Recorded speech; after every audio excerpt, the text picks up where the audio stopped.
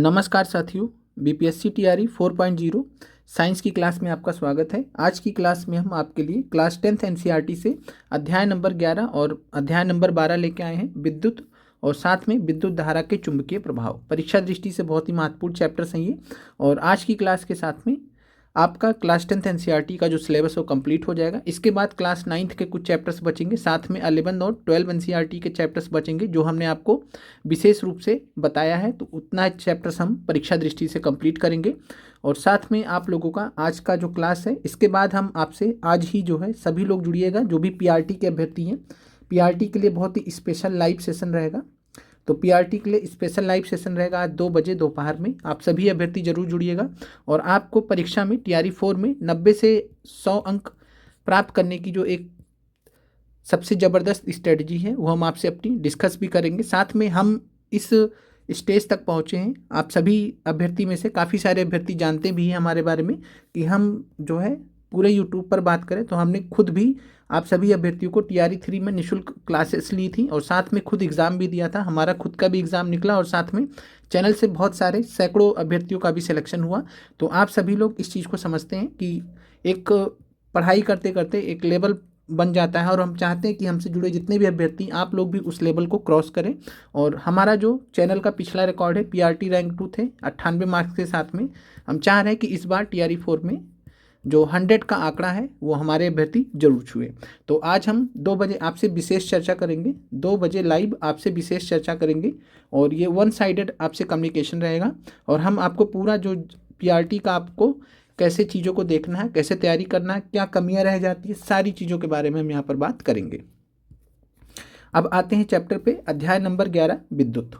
और साथ में इसके बाद आप लोगों की जो क्लासेस हैं वो मान के चलिए कि 24 तारीख से 23 या 24 तारीख से रिज्यूम होगी, क्योंकि डॉक्यूमेंट वेरिफिकेशन कराने के लिए बिहार जाना होगा हमें। तो आप लोग परेशान मत होइएगा कि इधर क्लासेस आप लोगों की क्यों नहीं आ रही हैं, क्योंकि डॉक्यूमेंट वेरिफिकेशन के लिए बिहार जाना होगा और सूचना यही मिल रही कि वहाँ से वापस भी लौट के आना होगा। तो डीवी कराकर वापस आ जाएंगे तो इधर फ्री रहेंगे, तो क्लासेस आप लोगों के लिए कंप्लीट हो जाएगी। तो परेशान होने वाली कोई बात नहीं है। विद्युत धारा तथा परिपथ। विद्युत आवेश के प्रवाह की दर को विद्युत धारा कहते हैं। तो इलेक्ट्रिक करंट कहते किसको? तो विद्युत आवेश जो चार्ज होता है, तो इलेक्ट्रिक चार्ज का जो प्रवाह होता है, विद्युत आवेश का जो प्रवाह होता है, उसका जो दर होता है, उसी को हम विद्युत धारा कहते हैं। और यहाँ पर बात करें तो विद्युत धारा तथा आवेश में जो संबंध होता है उसको हम कुछ इस तरीके से फार्मूले से दर्शाते हैं। मान लीजिए कि यदि किसी चालक की किसी भी अनुप्रस्थ काट से समय t यानी समय t दिया गया है और नेट आवेश q प्रवाहित होता है, यानी आवेश मान लिया गया कि q प्रवाहित होता है, तो उस अनुप्रस्थ काट से प्रवाहित विद्युत धारा को हम किस प्रकार व्यक्त करेंगे? तो विद्युत धारा करंट का जो फार्मूला होता है I बराबर Q/T। तो याद रखिएगा फार्मूला ये I बराबर Q/T परीक्षा दृष्टि से महत्वपूर्ण है। और साथ में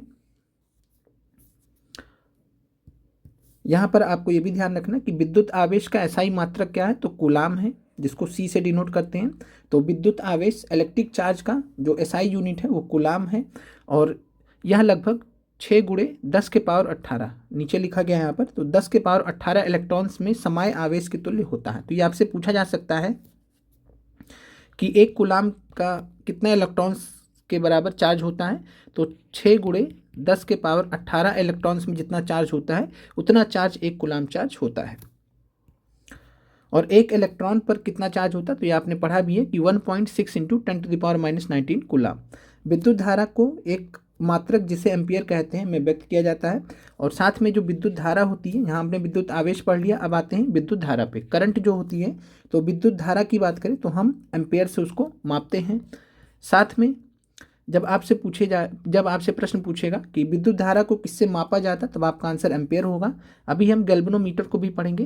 तो गैल्वेनोमीटर से जो धारा होती है, धारा को संसूचित करने में उपयोग किया जाता है, मापने में काम नहीं आता। तो इस चीज़ का ध्यान रखिएगा, गैल्वेनोमीटर से हम धारा को संसूचित करते हैं, मापते नहीं हैं। मापते किस में? तो एम्पियर में मापते हैं।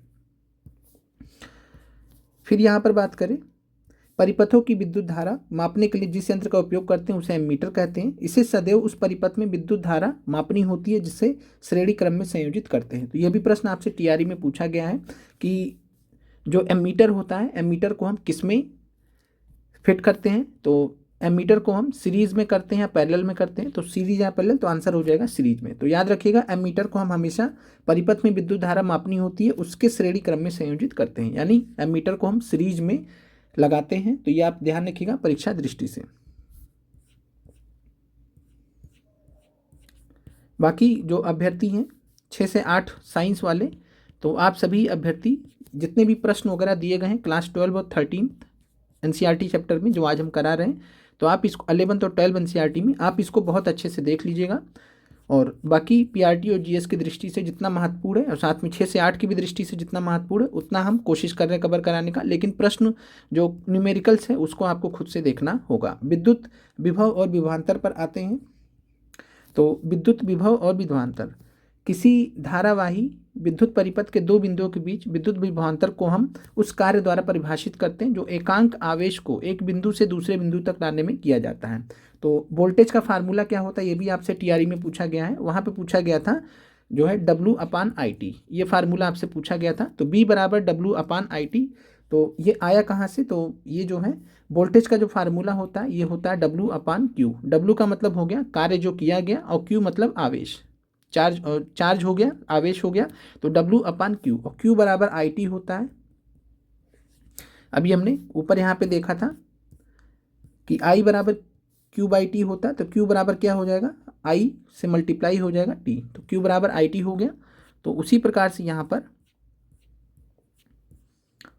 आपको ध्यान रखना है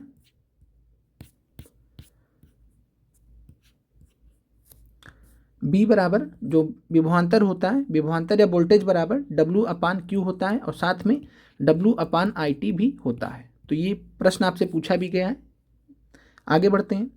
विद्युत विभवांतर का जो एसआई मात्रक वो क्या है, तो बोल्ट है, और इसे इटली के भौतिक विज्ञानी थे अलेसांद्रो बोल्टा, उन्हीं के नाम पर रखा गया है। तो विद्युत विभवांतर का एसआई मात्रक क्या है, बोल्ट है। विभवांतर की माप एक यंत्र द्वारा की जाती है जिसे हम वोल्ट मीटर कहते हैं। वोल्ट मीटर को सदैव उन बिंदुओं से पार्श्व क्रम में संयोजित करते हैं, तो हमेशा ध्यान रखिएगा पैरेलल में संयोजित किया जाता है। वोल्ट मीटर को हमेशा किस में रखा जाता है, पैरेलल में या पार्श्व क्रम में संयोजित किया जाता है। और विभवांतर की जो माप होती है उससे हम वोल्ट मीटर से मापते हैं। इसके अलावा टीआरई में पीआरटी में आपसे पोटेंशियोमीटर भी माना गया है आंसर, तो याद रखिएगा कि पोटेंशियोमीटर से भी हम जो है विभवांतर की माप कर सकते हैं। तो पोटेंशियोमीटर से और साथ में वोल्ट मीटर से भी, दोनों से विभवांतर की माप कर सकते हैं।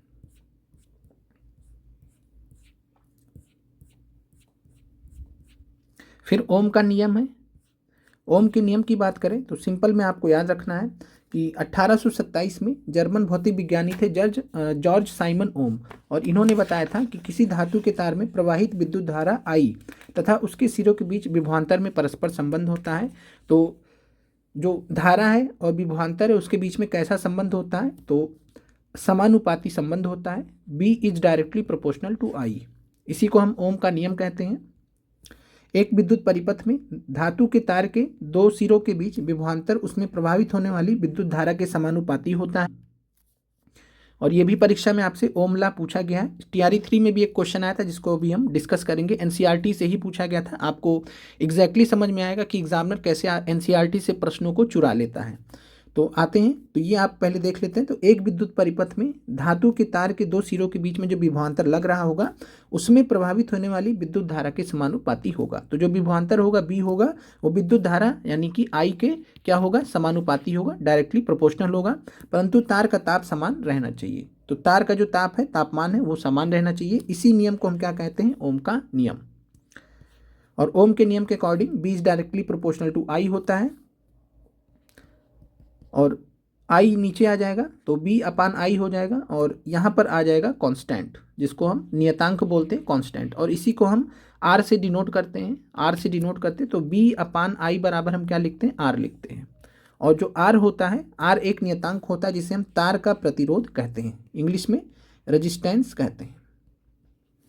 किसी चालक का यह गुण है कि वह अपने में प्रभावित होने वाले आवेश के प्रवाह का विरोध करता है, इसी को हम बोलते हैं प्रतिरोध। प्रतिरोध मतलब ही होता है विरोध करना, तो विरोध किसका करेगा, तो जो भी आवेश का प्रवाह होगा उसका विरोध करेगा, इसी को हम तार का प्रतिरोध करते हैं। तो और R बराबर क्या होता है, तो B/I, और फिर यहाँ से B बराबर क्या हो जाएगा, IR हो जाएगा। दोनों फार्मूले आपस में मिले जुले हैं। या R बराबर क्या हो जाएगा, तो B/I। और साथ में यहाँ पर प्रतिरोध का SI मात्रक क्या होता है, तो ओम होता है, ओम, और ओम को याद रखिएगा, परीक्षा दृष्टि से महत्वपूर्ण है। फिर यहाँ पर बात करें, किसी प्रतिरोधक से प्रभावित होने वाली विद्युत धारा उसके प्रतिरोध के व्युत्क्रमानुपाती होती है। तो इसका क्या मतलब है कि जब हम B बराबर IR हमने पढ़ा है, तो I बराबर क्या हो जाएगा, तो I बराबर B अपान R हो जाएगा, I बराबर B अपान R हो जाएगा। तो जो विद्युत धारा होगी वो प्रतिरोध के क्या हो जाएगा, जो समानुपाती तो होगा नहीं, क्या हो जाएगा, व्युत्क्रमानुपाती। तो इनडायरेक्टली प्रोपोर्शनल यहाँ पे होगा। I बराबर B अपान R है, यानी कि I और R में कैसा संबंध है, तो व्युत्क्रमानुपाती। तो I is indirectly proportional to R, इस प्रकार से समझ सकते हैं। तो किसी प्रतिरोध से प्रभावित होने वाली विद्युत धारा उसके प्रतिरोध के व्युत्क्रमानुपाती होती है। और साथ में स्रोत की वोल्टता में बिना कोई परिवर्तन किए परिपथ की विद्युत धारा को नियंत्रित करने के लिए उपयोग किए जाने वाले अव्यय को हम प्रतिवर्ती प्रतिरोध कहते हैं। तो परिवर्ती प्रतिरोध कहते हैं, ये आप याद रखिएगा परीक्षा दृष्टि से, जिसको हम वेरिएबल रेजिस्टेंस कहते हैं इंग्लिश में। तो स्रोत की वोल्टता में बिना कोई परिवर्तन किए परिपथ की विद्युत धारा को नियंत्रित करने के लिए उपयोग किए जाने वाले अव्यय को हम वेरिएबल रेजिस्टेंस या परिवर्ती प्रतिरोध कहते हैं। किसी विद्युत परिपथ में परिपथ के प्रतिरोध को परिवर्तित करने के लिए प्रायः एक युक्ति का उपयोग करते हैं, जिसे हम धारा नियंत्रक कहते हैं, इंग्लिश में रियोस्टेट कहते हैं। तो याद रखिएगा, ये परीक्षा दृष्टि से ज़्यादा महत्वपूर्ण है। धारा नियंत्रक आपसे पूछा जा सकता है, इंग्लिश में इसको रियोस्टेट कहते हैं। और ये इलेक्ट्रिक सर्किट में डिवाइस होता है जिसका काम क्या रहता है कि रेजिस्टेंस को चेंज करना। तो किसी विद्युत परिपथ में प्रतिरोध को परिवर्तित करने के लिए, रेजिस्टेंस को चेंज करने के लिए हम धारा नियंत्रक का प्रयोग करते हैं, रियोस्टेट का प्रयोग करते हैं। अब यहाँ पर जो हमने यहाँ पे एक प्रश्न पूछा गया था TRE 3 री एग्ज़ाम में, शायद GS में प्रश्न पूछा गया था। GS में जो 6 से 8 का जो GS होता है, वहाँ पर साइंस में एक प्रश्न पूछा गया था। प्रश्न ये पूछा गया था कि दिए गए विकल्पों में से कौन सा जो है ओम के नियम को फॉलो नहीं करता है, ओम के नियम को फॉलो नहीं करता है। विकल्प आपके सामने था, नाइक्रोम था, विकल्प था आपके सामने नाइक्रोम था, कॉपर था और इलेक्ट्रिक बल्ब था। प्रश्न था कि निम्नलिखित में से कौन सा ओम लॉ को फॉलो नहीं करता है, ओम के नियम को फॉलो नहीं करता है। तो आप यहाँ पे देख सकते हैं कि नाइक्रोम तार का पूरा यहाँ पर दिया गया है कि ओम के नियम के अकॉर्डिंग चल रहा है। तो नाइक्रोम का तो एग्जाम्पल ही दिया, निक्रोम का एग्जाम्पल दिया, निक्रोम होता है। कॉपर आप लोगों को मालूम है कि कॉपर में को हम प्रयोग भी करते हैं तार वायर के रूप में। तो और इलेक्ट्रिक जो बल्ब होता है ये ओम के नियम के अकॉर्डिंग काम नहीं करता है। तो आपका आंसर था इलेक्ट्रिक बल्ब। तो आप यहाँ पे देख सकते हैं कि कैसे NCERT से प्रश्न जो है बनाए जाते हैं एग्जामिनर के द्वारा। तो यहाँ से दिया गया कि नाइक्रोम तार के लिए BI ग्राफ, सरल रेखीय ग्राफ यह दर्शाता है कि जैसे जैसे तार में प्रवाहित विद्युत धारा बढ़ती है विभवांतर रैखिकता बढ़ता है, यही ओम का नियम है। यानी कि नाइक्रोम तार ओम के नियम को फॉलो करता है, कॉपर भी फॉलो करता है, इलेक्ट्रिक बल्ब फॉलो नहीं करता है। आगे बढ़ते हैं। फिर यहाँ पर ऐसे चालक को या ऐसे कंडक्टर को जो पर्याप्त प्रतिरोध लगाता हो तो उसको हम क्या कहते हैं, तो उसको हम प्रतिरोधक कहते हैं या रजिस्टर कहते हैं। तो ऐसे चालक को या ऐसे कंडक्टर को जो पर्याप्त प्रतिरोध लगाता हो उसको हम प्रतिरोधक या रजिस्टर कहते हैं। सर्वसम साइज का वह अव्यय जो उच्च प्रतिरोध लगाता है हीन चालक कहलाता है। यानी कि जो ज़्यादा प्रतिरोध लगाएगा, करंट कम उसमें से जाएगा, तो उसको हम हीन चालक कहेंगे, बैड कंडक्टर कहेंगे या पुअर कंडक्टर कहेंगे।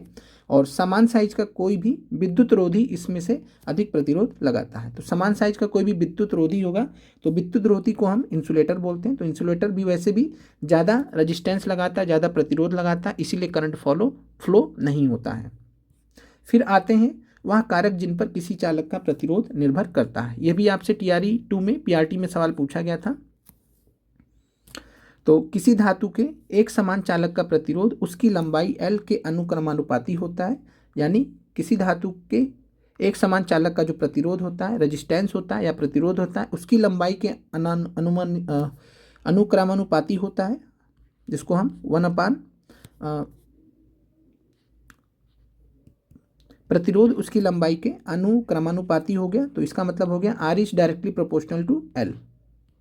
और साथ में अनुप्रस्थ काट के क्षेत्रफल के व्युत्क्रमानुपाती होता है, तो इसका मतलब R is indirectly proportional to area या क्षेत्रफल।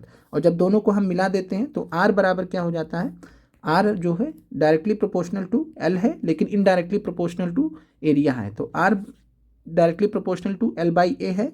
और यहाँ पर जब हम हटाते हैं ये जो आप यहाँ पर देख पा रहे हैं जो संबंध, जब इसको हटाते तो एक कांस्टेंट लगाना पड़ता है और इस कांस्टेंट को हम यहाँ पर डिनोट करते हैं रो से। रो बोलते हैं इसको हम अनुपातित का स्थिरांक बोलते हैं, जिसे चालक के पदार्थ की वैद्युत प्रतिरोधकता कहते हैं। तो ये आपसे परीक्षा में पूछा जा सकता है कि यहाँ पर चालक के पदार्थ की वैद्युत प्रतिरोधकता, इलेक्ट्रिकल रेजिस्टिविटी। और ये आपसे प्रश्न परीक्षा में पूछा गया है कि जो किसी प्रतिरोध का चालक में जो प्रतिरोध होता है लंबाई के अनुक्रमानुपाती होता है या समानुपाती होता है और अनुप्रस्थ काट के क्षेत्रफल के व्युत्क्रमानुपाती होता है। TRE 2 में PRT में सवाल पूछा गया था साइंस में, तो यहीं से ये सवाल था। तो प्रतिरोध या रेजिस्टेंस जो है लेंथ के डायरेक्टली प्रोपोर्शनल होगा और वही एरिया के क्या होगा, इनडायरेक्टली प्रोपोर्शनल होगा। तो R is directly proportional to length upon area हो जाएगा। और R बराबर यहाँ पे जब कांस्टेंट आ जाएगा तो यहाँ इक्वल का साइन लग जाएगा, रो हो जाएगा, जिसको हम वैद्युत प्रतिरोधकता कहते हैं। और इसका जो प्रतिरोधकता का या वैद्युत प्रतिरोधकता का SI मात्रक क्या है, तो ओम मीटर। याद रखिएगा, ओम मीटर। ओम था प्रतिरोध का और वहीं वैद्युत प्रतिरोधकता का क्या है, तो ओम मीटर है। ये फर्क है, याद रखिएगा परीक्षा दृष्टि से। फिर यहाँ पर है विद्युत बल्बों के तंतुओं के निर्माण में एकमात्र टंगस्टन का उपयोग किया जाता है। आपको पता है इस बार TRE 3 में PRT में सवाल पूछा गया था। तो विद्युत बल्बों के तंतुओं के निर्माण में एकमात्र टंगस्टन का ही उपयोग किया जाता है, जबकि कॉपर तथा एल्युमिनियम का उपयोग विद्युत संचरण के लिए उपयोग में होने वाले तारों के निर्माण में किया जाता है। तो कॉपर और एल्युमिनियम का उपयोग विद्युत संचरण के लिए जो तार वगैरह बनाते हैं उनमें किया जाता है, और विद्युत बल्ब के तंतुओं के निर्माण में एकमात्र टंगस्टन का प्रयोग करते हैं। यहाँ पर वैद्युत प्रतिरोधकता दर्शाई गई है। तो वैद्युत प्रतिरोधकता यहाँ पर बात करें तो सिल्वर का याद रखिएगा परीक्षा दृष्टि से कि सिल्वर की वैद्युत प्रतिरोधकता सबसे कम होती है, सबसे कम होती है, याद रखिएगा सिल्वर का। बाकी जो विद्युत रोधी होंगे, इंसुलेटर होंगे, उनका जो वैद्युत प्रतिरोधकता होगी वो हमेशा ज़्यादा होगी, या प्रतिरोधकता या वैद्युत प्रतिरोधकता दोनों ही ज़्यादा होगी। बाकी ये सारे जो प्रश्न हैं 6 से 8 साइंस वाले, इसको आप लोग देख लीजिएगा, सॉल्व कर लीजिएगा। ज़्यादातर प्रश्न सॉल्व है और जनरली सॉल्व प्रश्न से ही प्रश्न आपके जो है एग्जाम में आते हैं।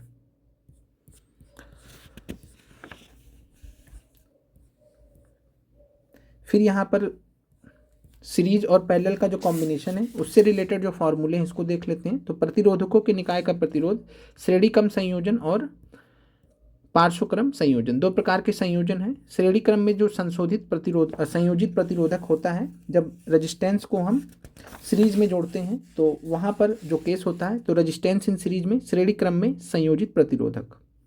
तो उस केस में आपको क्या ध्यान रखना है कि वोल्टेज जो होता है वो जुड़ जाता है, B बराबर B1 + B2 + B3 हो जाता है। और वहीं अगर हम बात करें जो प्रतिरोध होता है वो भी सिंपली R1 + R2 + R3 होता है। ये किस केस में होता है, श्रेणी क्रम में संयोजित जब होता है प्रतिरोध तब। रेजिस्टेंस इन सीरीज के केस में, रेजिस्टेंस इन सीरीज प्रतिरोधक श्रेणी क्रम में जब होता है तो प्रतिरोध का जो मान होता है RS बराबर, यानी S मतलब सीरीज में, तो RS बराबर R1 + R2 + R3। ये फार्मूला आप याद रखिएगा परीक्षा दृष्टि से। साथ में जो वोल्टेज होता है ये भी सिंपली जुड़ जाता है, B बराबर B1 + B2 + B3।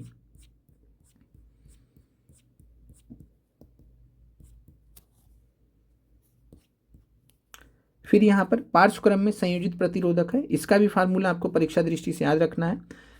इस केस में I बराबर I1 + I2 + I3 हो जाता है। और जब रेजिस्टेंस निकालना होता है तो ये सवाल आपसे TRE 2 में 6 to 8 साइंस में पूछा गया था। इसी फार्मूले पे लगा के आंसर आना था उस प्रश्न का। तो 1/RP बराबर 1/R1 1/R2 + 1/R3। ये फार्मूला आपको ध्यान रहना चाहिए। ऑलरेडी इसी पे डायरेक्टली एक सवाल पूछा गया था TRE 2 में साइंस में। तो 1/RP, पी का मतलब है पैरेलल में जब प्रतिरोध होता है तो 1/RP के हिसाब से निकालते हैं, बराबर 1/R1 plus 1/R2 plus 1/R3।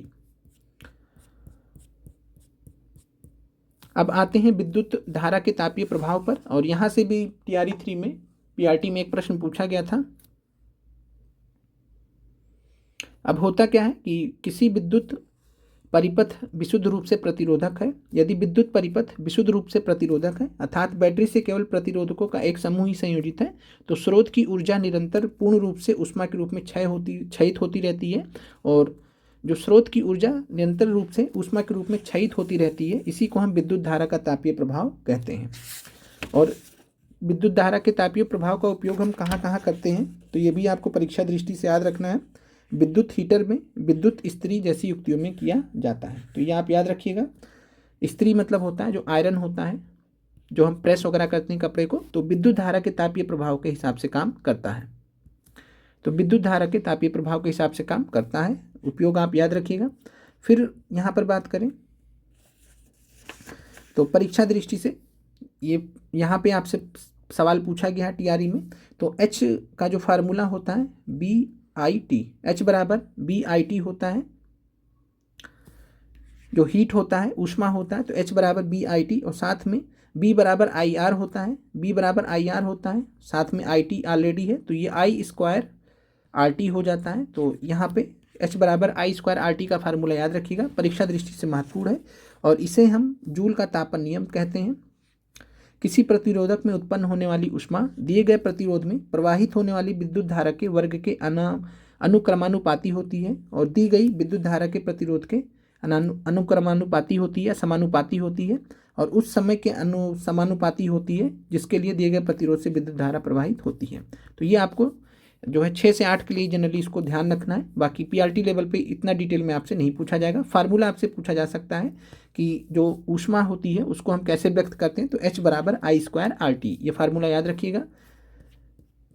आगे बढ़ते हैं। बाकी जो प्रश्न वगैरह है तो 6 से 8 साइंस वाले इसको अच्छे से सॉल्व कर लीजिएगा, कोई भी प्रश्न आपको परीक्षा में यहाँ से देखने को मिल सकता है।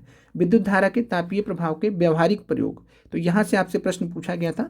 तो साधारण रूप से देखें तो विद्युत इस्त्री, विद्युत टोस्टर, विद्युत तंदूर, विद्युत केतली, विद्युत हीटर जूल के तापन पर काम करते हैं, लेकिन जो व्यवहारिक, जो हम सामान्य जीवन में प्रयोग करते हैं, जो कि बहुत ही महत्वपूर्ण हमारे लिए, तो जूल तापन का एक सामान्य उपयोग विद्युत परिपथ में उपयोग होने वाला फ्यूज है। तो ये आपसे इस बार परीक्षा में प्रश्न पूछा गया था कि जो फ्यूज होता है वो किस पर काम करता है, तो heating effect of electric current, तो जूल तापन पे काम करता है। Heating effect of electric current विद्युत धारा के तापीय प्रभाव पर काम करता है।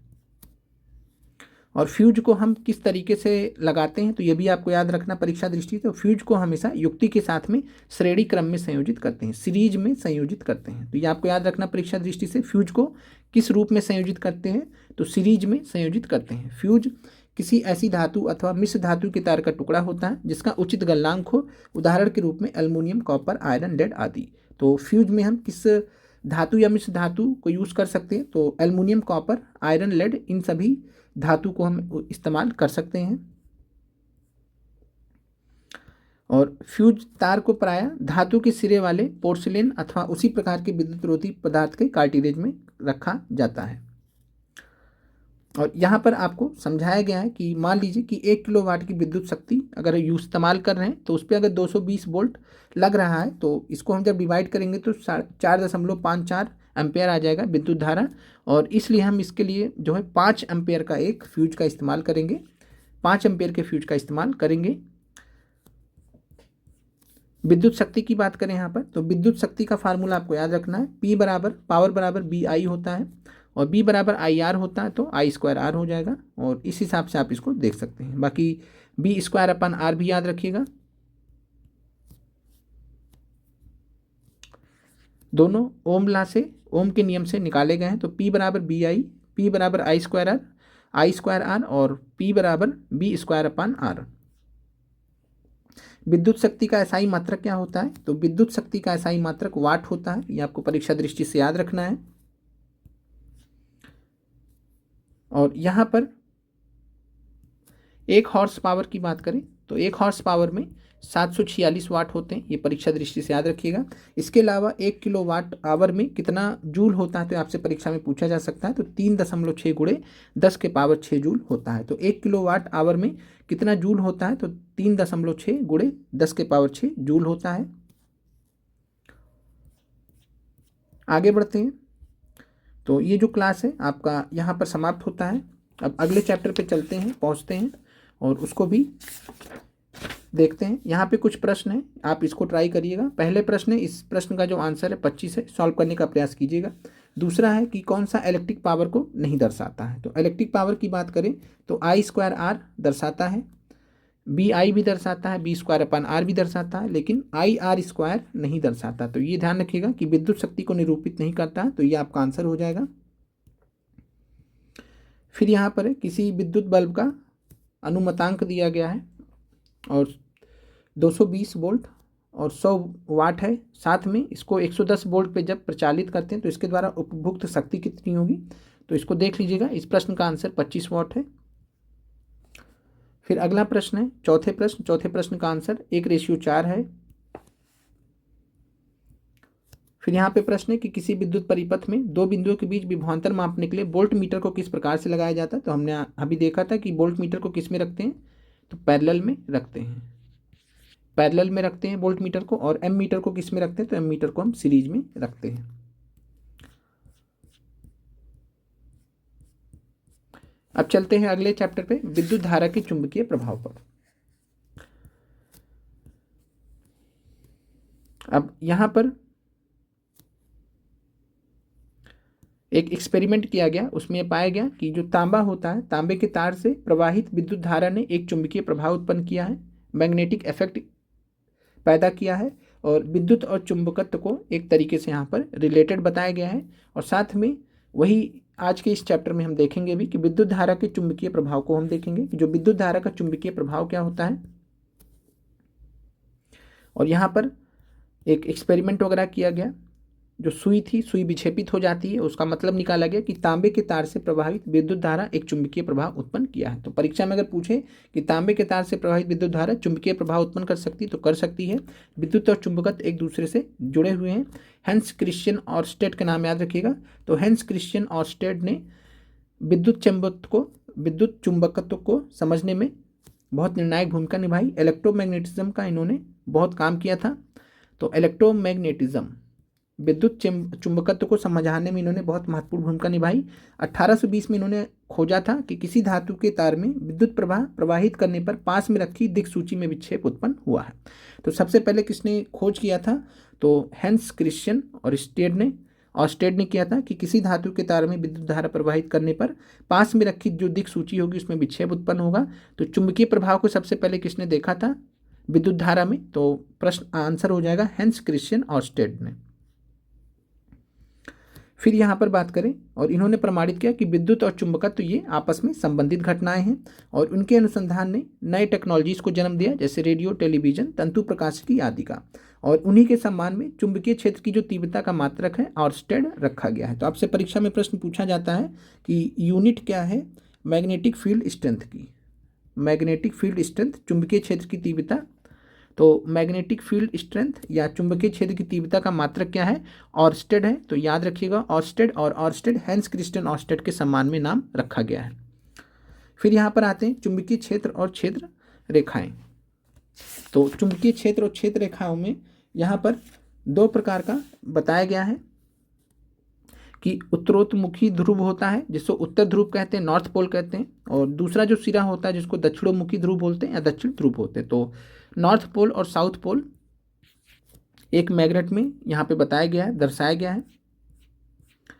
फिर यहाँ पर किसी चुंबक के चारों ओर का वह क्षेत्र जिसके उसके बल का संसूचन किया जा सके, तो चुंबक के चारों ओर का क्षेत्र जिसमें चुंबक के बल का संसूचन किया जा सके उस चुंबक का चुंबकीय क्षेत्र कहलाता है। तो मैग्नेटिक फील्ड हम किसको बोलते हैं, चुंबक के। तो किसी चुंबक के चारों ओर का वह क्षेत्र होगा जिसमें चुंबक के बल का संसूचन किया जा सके, उस चुंबक का चुंबकीय क्षेत्र कहलाएगा। और वह रेखाएं जिनके अनुदिश लौह चूर्ण स्वयं संरेखित होता है चुंबकीय क्षेत्र रेखाओं का निरूपण करती है। तो यहाँ पे एक्सपेरिमेंट किया गया, तो यहाँ पर पाया गया कि एक जो क्षण चुंबक के निकट जो बार मैग्नेट होता है जिसको हम क्षण चुंबक कहते हैं के निकट लौह चूर्ण स्वयं ही चुंबकीय क्षेत्र रेखाओं के अनुदिश संरेखित हो गया। फिर यहाँ पर आते हैं, परीक्षा दृष्टि से महत्वपूर्ण है, आपसे प्रश्न पूछ सकता है कि बार मैग्नेट के चारों तरफ, क्षण चुंबक के चारों तरफ जो क्षेत्र रेखाएं होती हैं, मैग्नेटिक फील्ड लाइंस होती हैं, वो कैसी होती हैं। तो ये आपसे प्रश्न पूछा जा सकता है। तो आंसर हो जाएगा क्लोज्ड कर्व। तो क्लोज्ड कर्व के फॉर्म में किसी क्षण चुंबक के चारों ओर क्षेत्र रेखाएं होती हैं, चुंबक क्षेत्र रेखाएं होती हैं। यहाँ पर फिगर के माध्यम से आप देख सकते हैं कुछ इस प्रकार से दोनों तरफ से, और परीक्षा में आपसे सवाल पूछा जा सकता है। फिर बात करें, चुंबकीय क्षेत्र एक ऐसी राशि है जिसमें परिमाण और दिशा दोनों होते हैं। आपने इतना जो बेसिक कॉन्सेप्ट है पढ़ा होगा, स्केलर क्वांटिटी और वेक्टर क्वांटिटी, अदिश राशि और सदिश राशि। तो यहाँ पर परिमाण और दिशा जब दोनों होगा किसी भी क्वांटिटी का, तो जो चुंबकीय क्षेत्र मैग्नेटिक फील्ड है वो कैसी क्वांटिटी हो जाएगी, वेक्टर क्वांटिटी हो जाएगी। वेक्टर माने सदिश, सदिश का मतलब है दिशा के साथ में। अदिश का मतलब होता है जब केवल परिमाण होता है, दिशा नहीं होती है। और सदिश का मतलब है जब परिमाण और दिशा दोनों होंगे। तो सदिश राशि है चुंबकीय क्षेत्र। फिर यहाँ पर आगे बढ़ते हैं, और यहाँ पर बंद वक्र के फॉर्म में होती हैं। तो जो फिगर आपका 12.4 दिया गया है, तो बंद वक्र के फॉर्म में क्षण चुंबक के चारों ओर चुंबक क्षेत्र रेखाएं कैसी होती हैं, तो बंद वक्र के फॉर्म में होती हैं। बंद वक्र या क्लोज कर्व, क्लोज कर्व परीक्षा की दृष्टि से याद कर लीजिएगा, इसको पूछा जा सकता है। फिर यहाँ पर बात करते हैं, चुंबकीय क्षेत्र की आपेक्षिक प्रबलता को क्षेत्र रेखाओं की निकटता की कोटि द्वारा दर्शाया जाता है। जहाँ चुंबकीय क्षेत्र रेखाएं अपेक्षाकृत अधिक निकट होंगी वहाँ चुंबकीय क्षेत्र अधिक प्रबल होगा। तो जब चुंबकीय क्षेत्र रेखाएं जहाँ अधिक निकट होंगी, अधिक पास होंगी, तो वहाँ चुंबकीय क्षेत्र अधिक प्रबल होगा। और साथ में दो चुंबकीय क्षेत्र रेखाएं कहीं भी एक दूसरे को प्रतिच्छेद नहीं करती हैं। तो आप इसको याद रख लीजिए नियम के तौर पे कि दो चुंबकीय क्षेत्र रेखाएं कभी भी एक दूसरे को प्रतिच्छेद नहीं कर सकती हैं।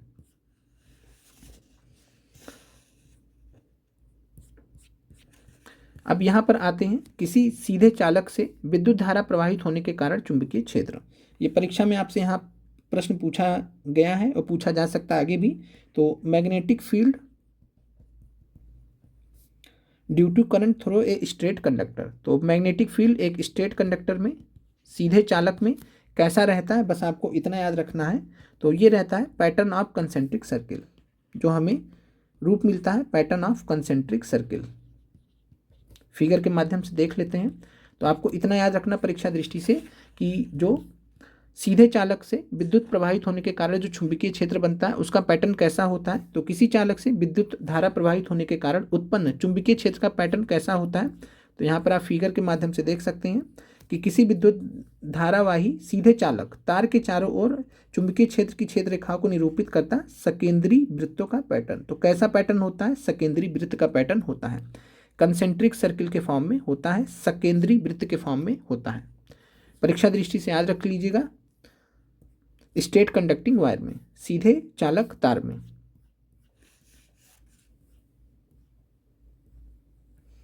फिर यहाँ पर दक्षिण हस्त अंगुष्ठ नियम है, इसको 6 से 8 साइंस वाले अपना पढ़ लीजिएगा। फिर यहाँ पर आते हैं मैग्नेटिक फील्ड सर्कुलर लूप के में, तो विद्युत धारावाही वृत्ताकार पॉस के कारण चुंबकीय क्षेत्र। तो आपको एक वन लाइनर टाइप में याद रखना कि विद्युत धारावाही वृत्ताकार पॉस के कारण चुंबकीय क्षेत्र का पैटर्न कैसा होता है। तो ये आप ध्यान रखिएगा कि किसी विद्युत धारावाही पास के प्रत्येक बिंदु पर उसके चारों ओर उत्पन्न चुंबकीय क्षेत्र को निरूपित करने वाले सकेंद्री वृत्तों का साइज तार से दूर जाने पर निरंतर बड़ा होता जाता है। और जैसे जैसे वृत्ताकार पास के केंद्र पहुंचते हैं, इन बृहद वृत्तों को चाप सरल रेखाओं जैसे प्रतीत होने लगते हैं।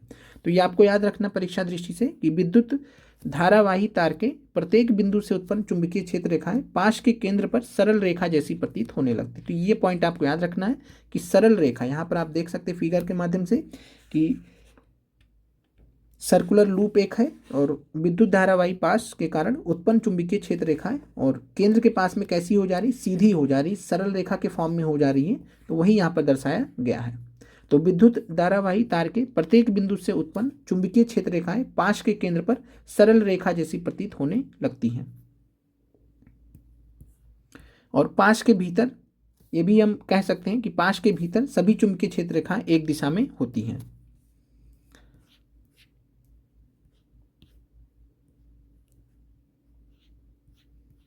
अब आते हैं परिनालिका में प्रवाहित विद्युत धारा के कारण। तो सोलेनाइड का आपसे ऑलरेडी पूछा जा चुका है टीआरई में। तो परिनालिका जिसको हम सोलेनाइड बोलते हैं, तो परिनालिका में प्रवाहित विद्युत धारा के कारण चुंबकीय क्षेत्र कैसा होता है, सोलेनाइड में कैसा होता है, तो ये आपको याद रखना है कि क्लोज कर्व टाइप का यहाँ पर बनता है। किसी विद्युत धारावाही परिनालिका के भीतर और उसके चारों चुंबकीय क्षेत्र की क्षेत्र रेखा है। यहाँ पर आप देख सकते हैं सेंटर के पास में एक समानांतर हो जाती हैं, सीधी सरल रेखाएं हो जाती हैं। पास पास लिपटे विद्युत रोधी तांबे के तार की बेलन की आकृति की अनेक फेरों वाली कुंडली को परिनालिका कहते हैं, सोलेनाइड कहते हैं।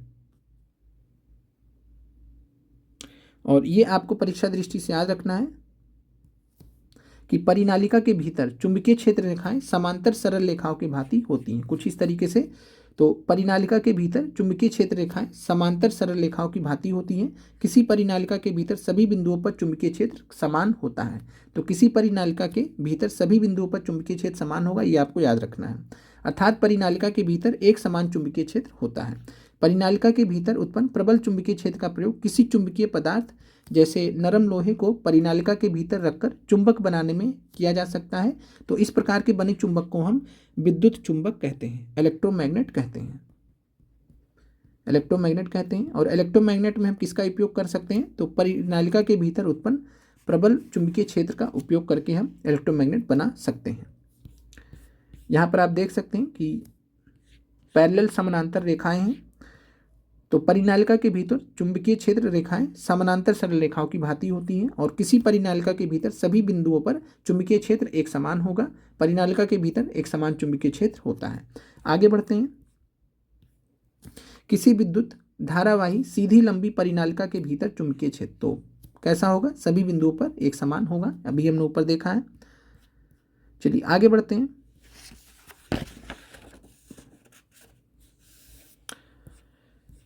बाकी फ्लेमिंग का जो लेफ्ट हैंड रूल है ये भी 6 से 8 साइंस वाले पढ़ लीजिएगा।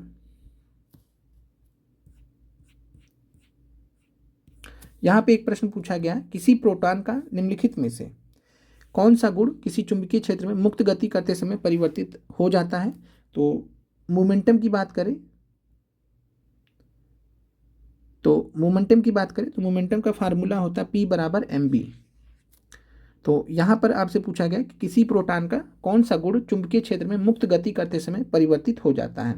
तो यहाँ पर बात करेंगे तो वेग जो होता है जिसको हम वेलोसिटी कहते हैं, तो v भी चेंज होगा और साथ में संवेग जिसको मोमेंटम बोलते हैं p भी चेंज होगा। अगर p चेंज होगा तो b भी चेंज होगा। तो यहाँ पर हम बात करें तो p और b दोनों में परिवर्तन होता है। तो वेग और संवेग इस प्रश्न का उत्तर हो जाएगा। फिर है औषधि में चुंबकत्व।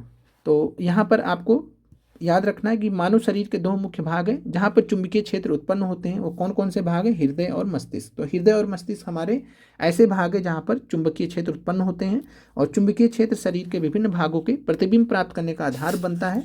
और एक विशेष तकनीक जिससे चुंबकीय अनुनाद प्रतिबिंबन कहते हैं, मैग्नेटिक रेजोनेंस इमेजिंग कहते हैं, के उपयोग द्वारा किया जाता है। तो चुंबकीय अनुनाद प्रतिबिंबन, magnetic resonance imaging, full form आपसे परीक्षा में पूछा जा सकता है, याद रखिएगा।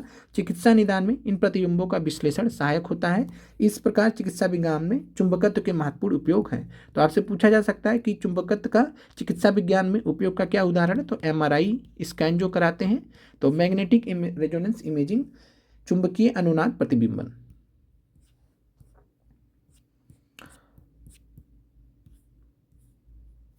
अब यहाँ पे विद्युत फ्यूज के बारे में बताया गया कि विद्युत फ्यूज का उपयोग हम विद्युत परिपथ तथा विद्युत साधित्र को अवांछनीय उच्च विद्युत धारा के प्रवाह को समाप्त करके संभावित क्षति से बचाने के लिए करते हैं। फ्यूजों में होने वाला जूल तापन फ्यूज को पिघला देता है जिससे विद्युत परिपथ टूट जाता है। कुल मिलाकर फ्यूज लगा ही इसलिए होता है कि एक साथ में अगर ज़्यादा करंट आए तो फ्यूज क्या करेगा, फ्यूज पिघल जाएगा, फ्यूज खत्म हो जाएगा और उससे क्या रहेगा, कनेक्शन टूट जाएगा। तो इससे जो है लाइट मतलब पूरा ओवरऑल सिस्टम को नुकसान नहीं पहुँचेगा। विद्युत परिपथ टूट जाएगा तो उससे नुकसान नहीं होगा।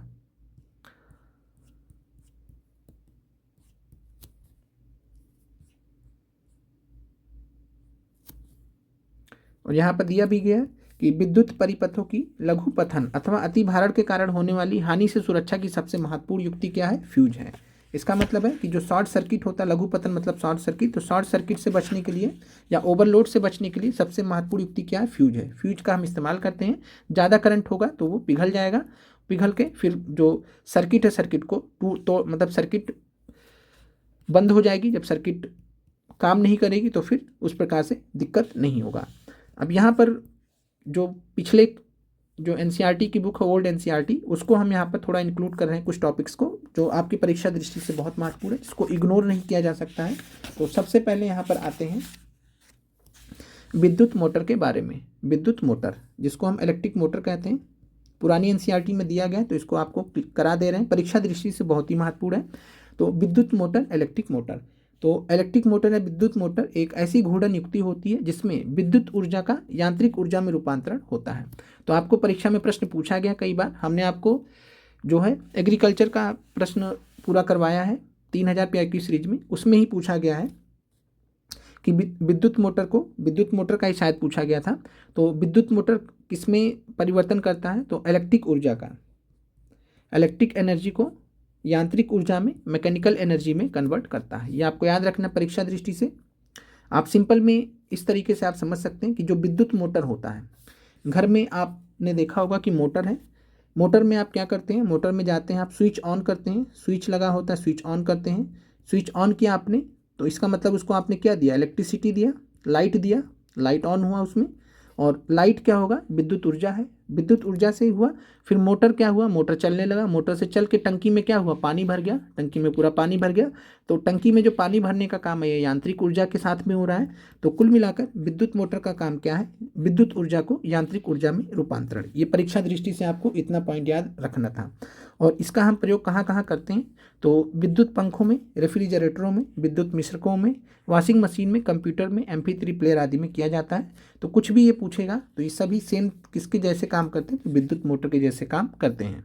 जैसे कई बार आपने सुना होगा कि पंखे का मोटर खराब हो गया, तो यही कॉन्सेप्ट यहाँ पर लगता है। तो विद्युत मोटर किसका किस में परिवर्तन करता है? विद्युत ऊर्जा को यांत्रिक ऊर्जा में परिवर्तन करता है, इलेक्ट्रिकल एनर्जी को मैकेनिकल एनर्जी में कन्वर्ट करता है। फिर यहाँ पर आते हैं वैद्युत चुंबकरणीय प्रेरण, जिसको हम इलेक्ट्रोमैग्नेटिक इंडक्शन बोलते हैं। और इलेक्ट्रोमैग्नेटिक इंडक्शन का जो कॉन्सेप्ट आप सभी को मालूम है, किसने दिया? फराडे साहब ने दिया है, माइकल फराडे। तो माइकल फराडे से जुड़ा है इलेक्ट्रोमैग्नेटिक इंडक्शन का कॉन्सेप्ट। 1831 में माइकल फराडे ने अध्ययन किया था। फराडे की इस खोज ने किसी गतिशील चुंबक का उपयोग किस प्रकार विद्युत धारा उत्पन्न करने के लिए किया जा सकता है, वैज्ञानिक दिशा को एक नई दिशा प्रदान की। इस प्रभाव को अध्ययन करने के लिए क्रियाकलाप वगैरह के बारे में बताया गया है। चलिए अब यहाँ पे गैल्वेनोमीटर के बारे में यहाँ दिया गया है, एक अलग टॉपिक है ये। तो गैल्वेनोमीटर के बारे में हमने बताया था कि भी देखेंगे। तो गैल्वेनोमीटर एक ऐसा उपकरण होता है जो किसी परिपथ में विद्युत धारा की उपस्थिति संसूचित करता है। तो galvanometer is an instrument that can detect the presence of current in A circuit. तो एमीटर से अंतर कैसे होता है? तो एमीटर करंट मापता है, एमीटर करंट मापता है, धारा का मापन करता है। गैल्वेनोमीटर क्या होता है? परिपथ में विद्युत धारा की उपस्थिति संसूचित करता है कि करंट है कि नहीं है, दोनों में फर्क है। तो एमीटर मापन करता है कि कितनी धारा है, कितना एम्पेयर करंट फ्लो कर रहा है। गैल्वेनोमीटर ये बताता है कि करंट है या नहीं है। तो परिपथ में विद्युत धारा की उपस्थिति संसूचित करता है गैल्वेनोमीटर। चलिए अब आगे बढ़ते हैं। विद्युत जनित्र पर आते हैं। विद्युत जनित्र को हम क्या बोलते हैं? Electrical generator, electric generator, electric generator. आपने में से काफ़ी सारे मतलब होंगे, अभ्यर्थी होंगे जिन्होंने जनरेटर को देखा होगा, जनरेटर को इस्तेमाल भी किया होगा। तो घर पे जो जनरेटर लगा होता है जिसको हम इलेक्ट्रिक जनरेटर बोलते हैं, तो जो जनरेटर होता है, जनरेटर में क्या लगा होता है? मतलब हैंडल लगाते हैं और हैंडल को क्या करते हैं? घुमाते हैं और घुमा के छोड़ के बाहर निकाल लेते हैं। फिर जनरेटर ऑन हो जाता है। तो जब जनरेटर ऑन हो जाता है तो पूरे घर में जो लाइट कनेक्शंस होते हैं जो जनरेटर से जुड़े हैं तो लाइट आ जाता है। क्लियर है? तो जब हमने हैंडल चला के स्टार्ट किया है तो हमने क्या दिया? मैकेनिकल एनर्जी, मैकेनिकल एनर्जी दिया, यांत्रिक ऊर्जा दी है हाथ से चलाकर। और ये किस में कन्वर्ट हुई है? जो भी प्रोसेस था अंत में क्या मिला? हमें लाइट मिल रहा है घर में, तो इलेक्ट्रिकल एनर्जी। तो मैकेनिकल एनर्जी को इलेक्ट्रिकल एनर्जी में कन्वर्ट करता है इलेक्ट्रिक जनरेटर, विद्युत जनित्र। विद्युत जनित्र में यांत्रिक ऊर्जा का उपयोग चुंबकीय क्षेत्र में रखे किसी चालक की घूर्णी गति प्रदान करने के लिए किया जाता है, जिसके फलस्वरूप विद्युत धारा उत्पन्न होती है। तो कुल मिलाकर मैकेनिकल एनर्जी को इलेक्ट्रिकल एनर्जी में कन्वर्ट करता है विद्युत जनित्र। इतना आपको याद रखना था। अब यहाँ पर आते हैं और कुछ पॉइंट्स हैं उनको देख लेते हैं, फिर आपका चैप्टर प्रश्न भी है उनको भी देख लेंगे, फिर उसके बाद आपका जो क्लास है वो कंप्लीट हो जाएगा।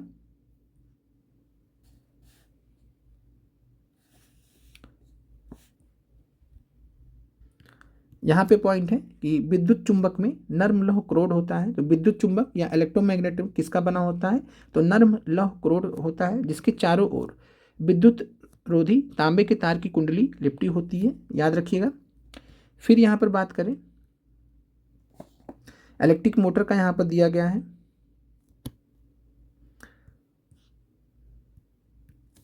कि विद्युत मोटर एक ऐसी युक्ति है जो विद्युत ऊर्जा को यांत्रिक ऊर्जा में रूपांतरित कर सकती है। तो ये हमने देख लिया है। साथ में जनरेटर का भी यहाँ पर दिया गया कि विद्युत जनित यांत्रिक ऊर्जा को विद्युत ऊर्जा में रूपांतरण करता है। किसके आधार पर? तो वैद्युत चुंबकीय प्रेरण के आधार पर, इलेक्ट्रोमैग्नेटिक इंडक्शन। तो याद रखिएगा कि इलेक्ट्रिक जनरेटर किस प्रिंसिपल पे काम करता है, किस सिद्धांत पे काम करता है? तो इलेक्ट्रोमैग्नेटिक इंडक्शन, वैद्युत चुंबकरणीय प्रेरण, जिसका कॉन्सेप्ट दिया था माइकल फराडे ने।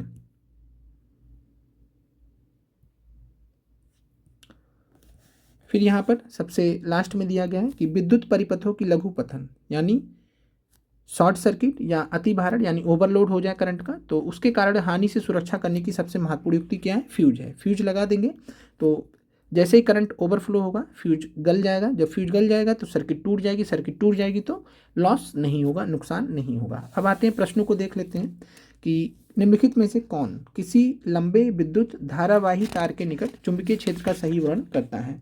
तो straight wire, long straight wire के अलोंग में करंट जो मैग्नेटिक फील्ड होता है कैसा होता है? तो चुंबकीय क्षेत्र संकेंद्री क्षेत्र रेखाओं का केंद्र तार होता है। तो field consist of concentric circle centred on the wire. तो कंसेंट्रिक सर्किल्स के रूप में होता है कुछ इस प्रकार से।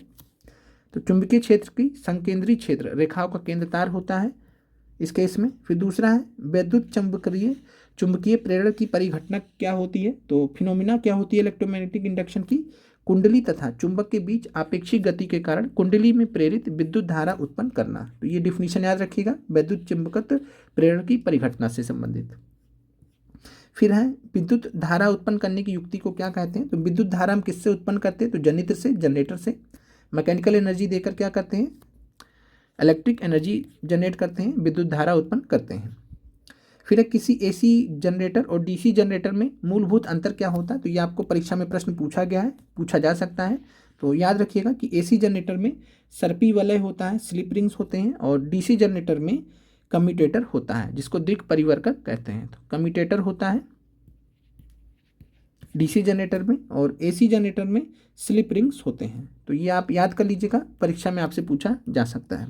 फिर है लघु पथन के समय परिपथ में विद्युत धारा का मान क्या हो जाता है? तो जब लघु पथन होता है, शॉर्ट सर्किट होता है, तो शॉर्ट सर्किट होने का मतलब है करंट बहुत ज़्यादा बढ़ गई। जब करंट बहुत ज़्यादा बढ़ गई तो फ्यूज क्या हो जाएगा? फ्यूज मेल्ट कर जाएगा, फ्यूज गल जाएगा। जब गला तो सर्किट टूट जाएगी। तो इसका मतलब क्या हुआ कि लघु पतन के समय परिपथ में विद्युत धारा का मान क्या हुआ होगा? बहुत अधिक बढ़ गया होगा। तो बहुत अधिक बढ़ जाएगा। फिर यहाँ पर कौन सा गलत है, कौन सा सही है? तो विद्युत मोटर यांत्रिक ऊर्जा को विद्युत ऊर्जा में रूपांतरण करता है, तो गलत है। विद्युत मोटर में हम क्या देते हैं? बटन, इलेक्ट्रिसिटी का बटन ऑन करते हैं, इलेक्ट्रिक एनर्जी को हम मैकेनिकल एनर्जी में कन्वर्ट करते हैं। विद्युत जनित्र वैद्युत चुंबकत्व प्रेरण के सिद्धांत पे कार्य करता है, बिल्कुल सही है। किसी लंबी वृत्ताकार विद्युत धारावाही कुंडली के केंद्र पर चुंबकीय क्षेत्र समांतर सीधी क्षेत्र रेखाएं होती हैं। तो केंद्र पर बात करें तो समांतर सीधी रेखाएं होती हैं, ये सही है। हरे विद्युत रोधन वाला तार प्रायः विद्युन्मय तार होता है, तो ये आपका जो है गलत है। ए और बी, डी गलत है, बाकी बी और सी दोनों सही है। तो हरे विद्युत रोधन वाला जो तार प्रायः विद्युन्मय तार होता है, तो ये गलत है, लाइव वायर नहीं होता है। आप कमेंट कीजिएगा कि हरे कलर का जो ग्रीन इंसुलेशन का जो कलर वायर होता है जिसपे हरे कलर का चढ़ा होता है वो कैसा तार होता है। और यहाँ पर आप लोगों को एक याद रखना है परीक्षा दृष्टि से महत्वपूर्ण तथ्य। अब यहाँ पर विद्युत धारा के चुंबकीय प्रभाव का आपसे उदाहरण परीक्षा में पूछा जा सकता है। तो 7th 8th एनसीईआरटी में हमने इसके बारे में डिस्कस किया था। वहाँ पर आपको बताया गया कि जो इलेक्ट्रिक बेल होता है, जो घर में अलार्म बेल लगा होता है, इलेक्ट्रिक बेल होता है, तो इलेक्ट्रिक बेल विद्युत धारा के चुंबकीय प्रभाव पर काम करता है, वैद्युत चुंबकत्व के प्रभाव पर काम करता है, इलेक्ट्रोमैग्नेटिज्म के कॉन्सेप्ट पे काम करता है। तो इलेक्ट्रिक बेल विद्युत धारा के चुंबकीय प्रभाव का उदाहरण है। जैसे पिछली बार फ्यूज का पूछा गया था, तो फ्यूज जो है heating effect of electric current पे था, तो वैसे ही जो है इलेक्ट्रिक बेल का याद रखिएगा, इलेक्ट्रिक बेल विद्युत धारा के चुंबकीय प्रभाव पर आधारित है। मिलते हैं आप लोगों से, और आज 2 बजे आप लोग सभी लोग जरूर मिल लीजिएगा, और जो लोग नहीं देख पाइएगा बाद में देख लीजिएगा। लाइव हम होंगे, और लाइव हम पूरी तरीके से जो जर्नी रही हमारी पूरी जर्नी आपसे डिस्कस करेंगे, कैसे हमने चीज़ों को अप्रोच किया, कैसे हमने इंटरप्रेट किया, कैसे कैसे हमने पैटर्न को पकड़ा, सब कुछ हम डिस्कस करेंगे पीआरटी के लिए। तो पीआरटी के लिए स्पेशल लाइव सेशन रहेगा आज 2 बजे दोपहर में। यूट्यूब पर मिलिएगा हमसे, सभी लोग मिलते हैं आप लोगों से। आप लोगों का देखने के लिए धन्यवाद।